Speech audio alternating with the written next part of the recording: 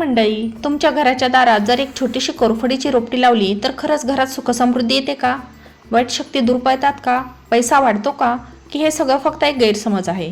तर आजचा हा व्हिडिओ शेवटपर्यंत नक्की पहा, कारण आज आपण कोरफडीशी संबंधित असे काही रहस्य जाणून घेणार आहोत जे अनेकांना माहितीच नाही.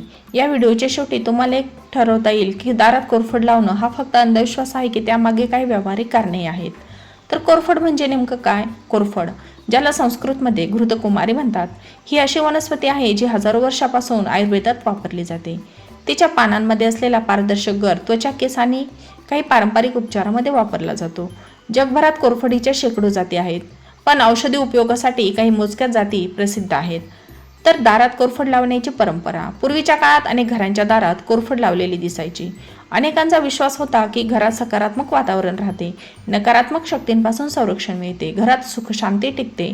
हे लक्षात ठेवणे महत्त्वाचे आहे की धार्मिक किंवा सांस्कृतिक विश्वास आहे, त्यांना सर्वमान्य वैज्ञानिक सिद्धता नाही. तर वास्तुशास्त्रानुसार काही लोक कोरफड घराच्या प्रवेशद्वाराजवळ ठेवणे शुभ मानतात. असा समज आहे की घरात आनंदाचे वातावरण निर्माण होते, मानसिक तणाव कमी जाणवतो, घर अधिक प्रसन्न वाटते. मात्र हे दावे श्रद्धा आणि वास्तू परंपरेवर आधारित आहेत, त्यांना वैज्ञानिकदृष्ट्या निश्चित सिद्ध झालेलं मानता येत नाही. विज्ञान काय सांगतं?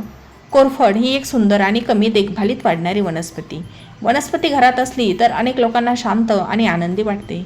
काही संशोधनामध्ये घरातील हिरवाईचा मानसिक आरोग्यावर सकारात्मक परिणाम दिसून आला आहे. मात्र कोरफड घरात लावल्याने नशीब बदलतं किंवा धनलाभ होतो असे काही वैज्ञानिक पुरावे फारसे उपलब्ध नाहीत.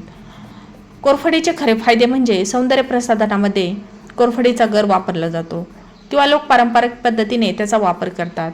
आपल्या त्वचेला थंडावा देण्यासाठी, लहान भाजलेल्या जागी आराम मिळवण्यासाठी, केसांच्या निगेसाठी. तथापि प्रत्येकाची त्वचा वेगळी असते. वापरण्यापूर्वी काळजी घेणे आणि आवश्यक असल्यास डॉक्टरांचा सल्ला घेणे योग्य ठरते.